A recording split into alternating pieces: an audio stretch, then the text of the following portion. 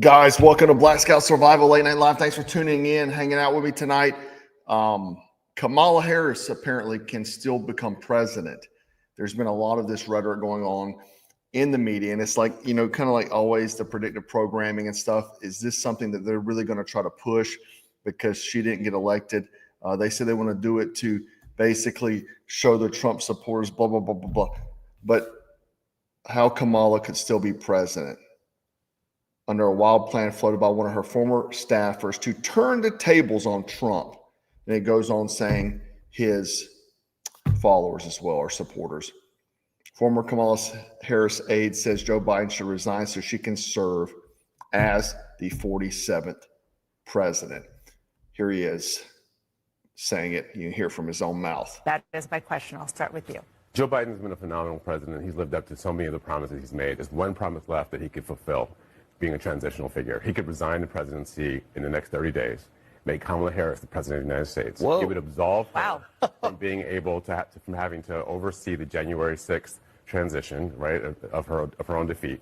And it would make sure that it would dominate the news at a point where Democrats have to learn drama and transparency and doing things that the public want to see. Is the time. This is the moment for us to change the entire perspective of how Democrats Okay, this operate. has now jumped from an internet meme to a Sunday morning show. Jamal's out here right now in the Congratulations. season of House of Cards. Yeah, they're probably serious. It's probably going to happen. But let's jump to the main story of tonight. We've seen over the years the feds, three-letter agencies, attacking conservatives, whether that be soccer moms, whether that be Christians. You buy a hunting license, whatever, you post something on Facebook and you have a MRAP drive through your living room. Well, everyone, you can look around. I just said this other day, you can look around. Everyone is like, man, everything's fine now. We're back to normal. It's not. It's not. And trying to change the tide of these people that have tried so hard to destroy our country is going to be very difficult.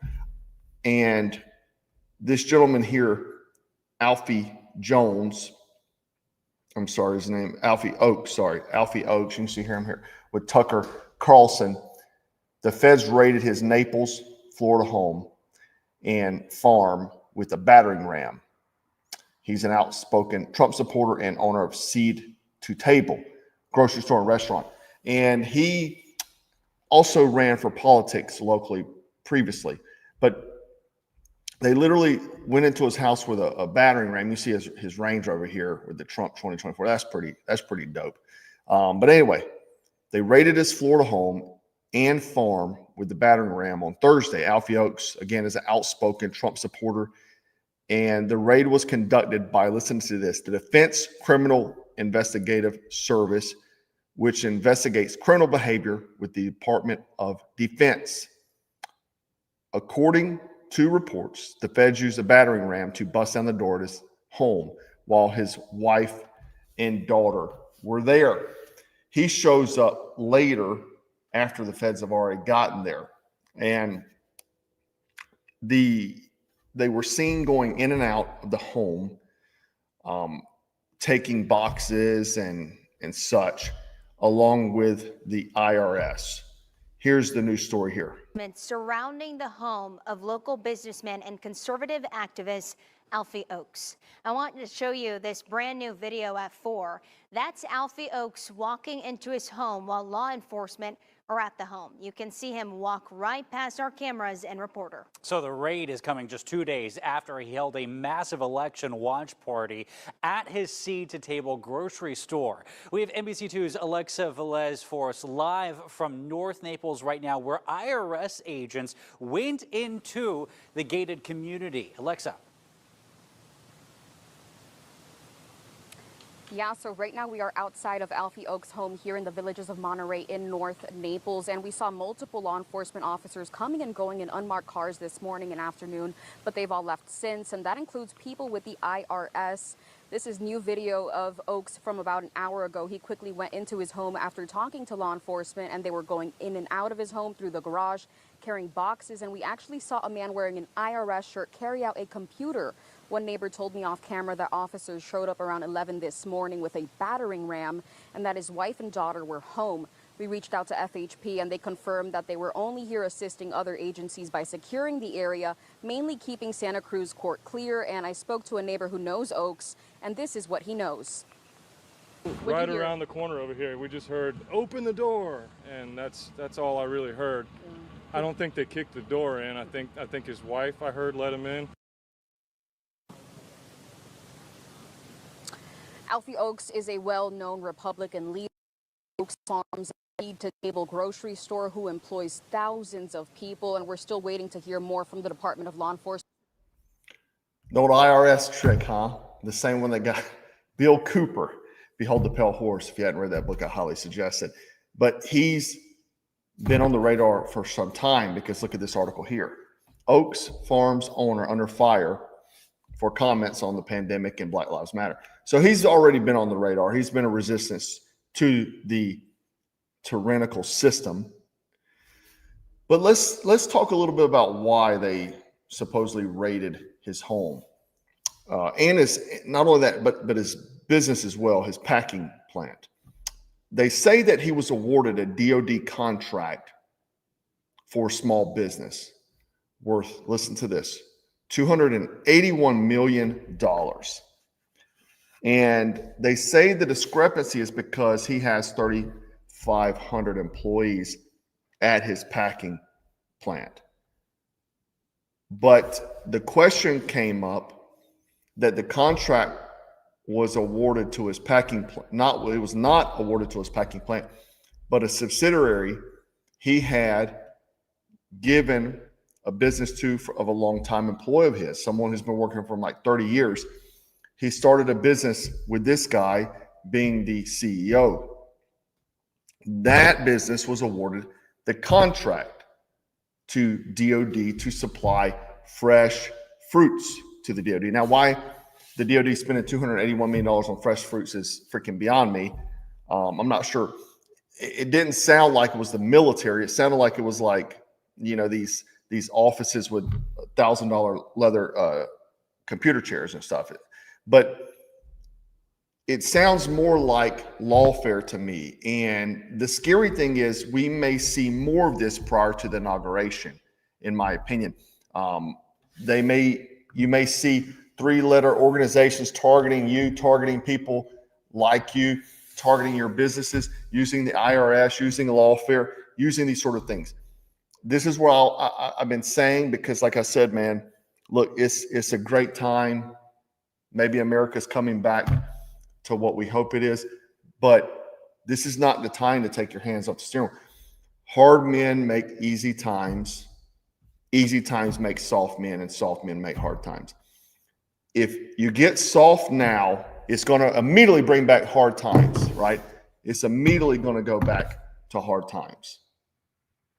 So we cannot let off, because I guarantee you there's going to be more of this coming up to inauguration. I also believe there are going to be more deplatforming possibly prior to.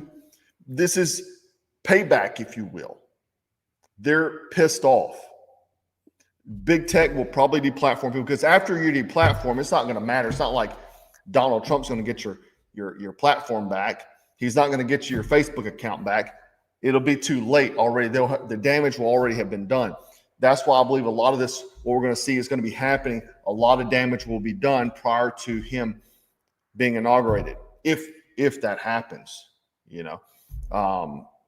Because if Jamie Raskins has anything to do with it, and he's backpedaling a little bit on his comments before that they will not certify the election and things like that, but I foresee them giving some kind of resistance. You know, they're going to try to obviously silence people, take the wind out of people's sails, especially with the things that Trump has said coming into his first day of president. The things that he's going to put in place, he says the first day, is going to shut down a lot of nonsense that we've seen over the years, right? But I would say do not get complacent. I've been saying that. I'm going to preach that probably every day, right? Someone said this,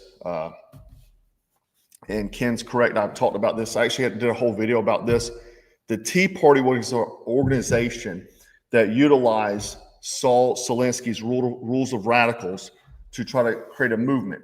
Obama used the IRS to attack them, and they wound up winning a lawsuit and was awarded millions of dollars because of that, because it was absolutely true. Obama used the IRS, and that is usually one of the tools that they use, these tyrants. That's what happened to Bill Cooper. I have a good friend of mine who's a business genius, and he says, dude, everyone who owns a business will make some kind of mistake, and if you put yourself on their radar, they will come in there. You have to almost be an attorney to run a business, an accountant, attorney, to even make sure, because laws are changing all the freaking time with the tax accounting. And so he said, if they want you and you have a business, they can get you very easily. They'll take everything you own, they'll put you behind bars. It's a easy way, and it's usually, why do you think they hired so many they got more IRS agents than the Marine Corps has Marines, right? They have IRS agents with guns. They're buying submachine guns for the freaking IRS. Why is that? The Internal Revenue Service has submachine guns and stuff, sniper rifles, night vision goggles. Why do they need that? One reason: because we're their enemy. And that is an organization they can use against them.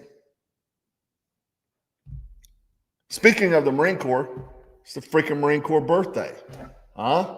Semper Fidelis, Yut Kiel, all that sort of stuff from the halls of Montezuma. Anyway, great news. Got my NCO sword out. J.D. Vance, Vice President-elect, will be the first ever Marine to be elected as Vice President or President. There's been no Marine President either, or Coast Guard for that matter. But he was a corporal in the Marine Corps. He will be telling generals what to do. How fantastic is that? How fantastic. You know, today's a special day, obviously, for Marines. And when I was getting out of the Marine Corps, man, the chaplain, you have to go around and check out on base, around to the base, different supply, the chaplain, medical, all that sort of stuff. And I got to the chaplain, who was obviously a Navy guy. I think he was a Presbyterian preacher. And he was like, man, he's like, I've been in the Navy for, I think, 25 years or something like that. And he was like, every Marine Corps birthday, you have to drink a beer and celebrate the Marine Corps birthday. So, and he's the pastor, he's saying that. So anyway, with that, obviously, awesome to have J.D. Vance in the Marine Corps, corporal of the Marine Corps telling generals what to do. Pretty cool, pretty cool. But anyway, guys, I'm going to go celebrate the little bit of time I have for the Marine Corps birthday. And remember to stay frosty, stay strapped, and always stay dangerous. 2, 3. 1, 2.